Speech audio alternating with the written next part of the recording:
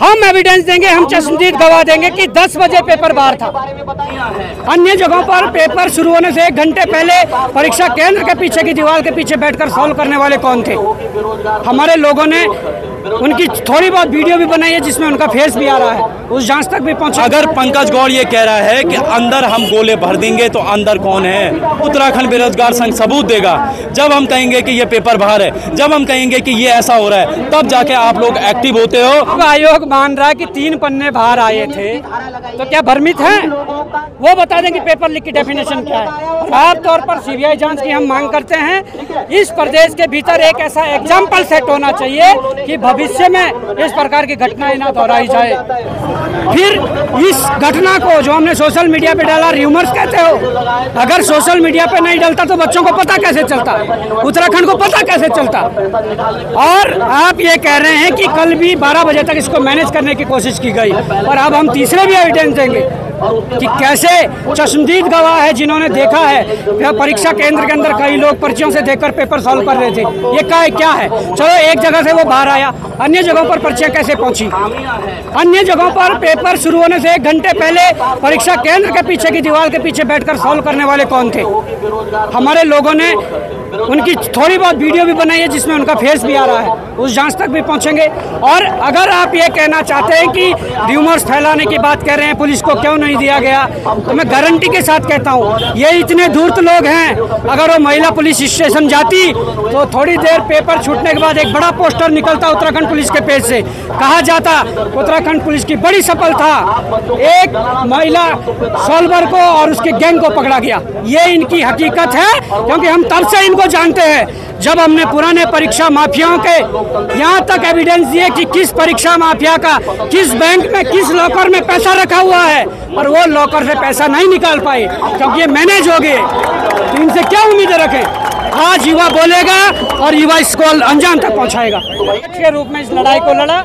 आज हम बेरोजगार संघ के संरक्षक और स्वाभिमान मोर्चा के अध्यक्ष के रूप में इस लड़ाई को लड़ रहे हैं। हमारे कंधे से कंधा मिलाकर जिन लोगों ने हमारा सहयोग दिया था, जो हमारी टीम थी, आज उनके कंधों पर बेरोजगार संघ का भार है। संरक्षक के रूप में मुझे उम्मीद है कि ये लोग बहुत अच्छी तरीके से इस चीज को करेंगे और आगे इस लड़ाई को पूरा लड़ेंगे। देखिए, हम किसके लिए डरे? हमने अगर कोई गलत किया है तो हम डरेंगे। डरता वो है जो गलत करता है। आप तो पुलिस या सरकार के लोग सोशल मीडिया के माध्यम से, फर्जी आईडियों से, बीजेपी आईटी सेल से ये आरोप लगा रहे हैं कि भव्य कुमार के पास कैसे पहुंच जाता है, सम्मिलित है। मैं कहता हूं सीबीआई जांच हो, ईडी जांच हो, सारी उच्च स्तरीय जांच हो, उन सारे जांचों की शुरुआत भव्य कुमार से हो, उसके बाद उस जांच को आगे बढ़ाया जाए। आयोग मान रहा है कि 3 पन्ने बाहर आए थे, तो क्या भ्रमित है? जो पेपर अंदर सॉल्व हो रहा है, भव्य कुमार के फेसबुक से वो बाहर आ जा रहा है पेपर के दौरान, तो समझो पेपर बाहर है। और कहां से बाहर आया, क्या हुआ, हमने एसओजी को इनपुट दिए, उस इनपुट के आधार पर वो जांच करे और तह तक जाएं, जो इसमें दोषी है उन तक पहुंचे। और ये एग्जाम्पल सेट करने की जरूरत है। युवा बार बार सड़कों पर आकर अपनी लड़ाई ऐसे नहीं लड़ता रहेगा, एग्जाम्पल सेट करने पड़ेंगे। गंभीर आरोप नहीं है, पुख्ता है चीजें। ये साक्ष्य है कि किस प्रकार से युवाओं के भविष्य के साथ खिलवाड़ हो रहा है।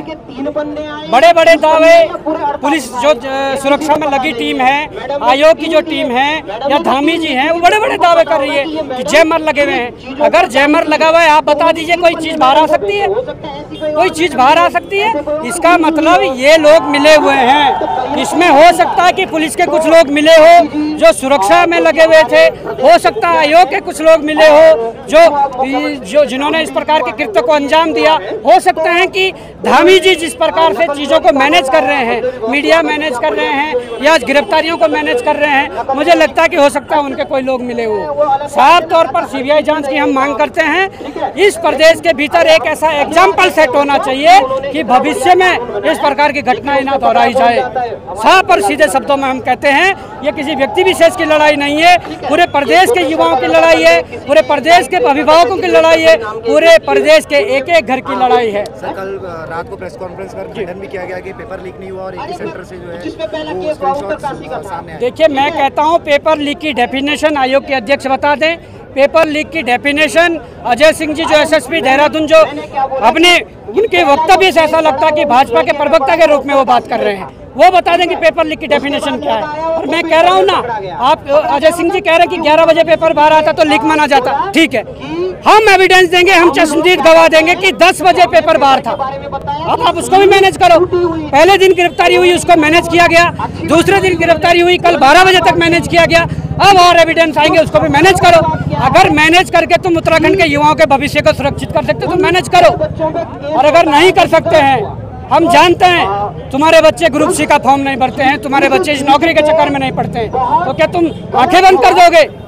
हम और हमारे बच्चे, हमारे लोग इसका फॉर्म भरते हैं, लाखों की तादाद में भरते हैं, हम उनकी आवाज़ को उठाना चाहते हैं। सरासर लोकतंत्र को गला दबाने की कोशिश है, लोकतंत्र की हत्या है। जिस प्रकार से ये चीजें चल रही है, 163 लगाकर आप क्या साबित करना चाहते हैं? युवाओं पर मुकदमों का डर दिखाकर आप क्या साबित करना चाहते हैं? युवा कब तक मुकदमे से डरेगा? जिस युवा का भविष्य तुमने खराब कर दिया है वो मुकदमे से क्यों डरेगा? सीधी सी बात है, युवाओं को आगे आना पड़ेगा, अभिभावकों को आगे आना पड़ेगा। और हम कहते हैं कि सीबीआई जांच हो, सीबीआई जांच के माध्यम से अब आगे की कार्रवाई हो। मतलब आयोग के अध्यक्ष ये कह रहे हैं कि हाँ भाई 3 पन्ने जो है बाहर थे तो भ्रामक हो गई। मतलब हम जो है हाकम सिंह के सबूत हम दे रहे हैं, उसको उठवा रहे हैं, वो भ्रामक हो गई। तुमने उठा कैसे लिया? तुमने जो है 3 पन्ने अगर बाहर निकले, तुमने उसको क्यों नहीं कह दिया पहले कि भ्रामक है, 3 पन्ने है ही नहीं? आयोग और कल ये एकदम से जो है रात को आते हुए प्रेस कॉन्फ्रेंस कर देते हैं कि सिर्फ 3 पन्ने बाहर थे। आपने इतनी जल्दी जाँच कैसे कर दी? यानी कि आप किसी को बचाने की जो है साजिश कर रहे हो, आप किसी को बचा रहे हो और आप हम पे कह रहे हो कि नकल रोधी कानून के तहत मुकदमा करेंगे। अरे कीजिए ना, नकल रोधी कानून का अगर पहला मुकदमा किसी पे हुआ, छात्र पे हुआ है, एक बार उस बेरोजगार संघ की टीम पर भी कर दो जिस बेरोजगार संघ की टीम ने साल 2022 में भर्ती घोटाले उजागर किए थे। उस बेरोजगार संघ की टीम पे कर दो जिसने आज जो है 35 मिनट के भीतर जो है पेपर बाहर दिखवा दिया कि ये है असली हकीकत। उस बेरोजगार संघ की टीम पर आप कर दो। अगर ये भ्रामक है कि हाकम सिंह को अगर हमने गिरफ्तार नहीं करवाया है, खुद हम जो है लक्सर में गए थे, लक्सर में रहे, जो है रिक्शे वाले के साथ वहाँ पर सोए, खुद हम गए थे और ये सारे तथ्य लेकर आए। उस पर अगर करना है, अगर यही है तो आप कीजिए, हम पे मुकदमे कीजिए। बड़े चेहरे हैं इस प्रदेश में। अगर आप देखेंगे तो जो पंकज गौर की जो कॉल रिकॉर्डिंग है जो हमने वायरल की, वो पंकज गौर क्या कह रहा है? वो कह रहा है कि आप जो है गोले भर दो, आप जो है गोले छोड़ देना वहाँ पे, बाकी अंदर जो है हम भर देंगे वो सारे गोले। तो अगर पंकज गौर ये कह रहा है कि अंदर हम गोले भर देंगे तो अंदर कौन है, उसकी भी जांच होनी चाहिए। क्योंकि पंकज गौर बिल्कुल कॉन्फिडेंस से ये कह रहा था और उसका कॉन्फिडेंस हम लोगों ने जो है पूरे 2 दिन जब प्रैक्टिस की, युवा से हमने प्रैक्टिस करवाई कि तुमने क्या क्या पूछना है, कैसे कैसे करना है, उसके बाद पंकज गौर जो है एक्सपोज हुआ और आज वो कह रहा है कि हम अंदर से काम करवा देंगे। तो ये लोग जो है, आप अंदर अपने अधिकारियों की जांच क्यों नहीं करवा रहे हो? मुख्यमंत्री पुष्कर सिंह धामी कह रहे थे कि हम सीबीआई जांच करवाएंगे। आज पूरे 3 साल हो चुके हैं, सीबीआई जांच आज पुष्कर सिंह धामी भूल चुके हैं। युवा सड़कों पे है, धारा 163 लगाई गई है। अरे तुम युवाओं के लिए धारा 163 लगा रहे हो, तुम जो है हाकम सिंह के लिए आपने धारा 163 क्यों नहीं लगाई? आपने जो है हरिद्वार में जो गैंग एक्टिव है उसके लिए धारा 163 क्यों नहीं लगाई? अगर तुम्हारी नज़र होती तो शायद आज जो है हाकम सिंह पहले ही गिरफ्तार हो चुका होता।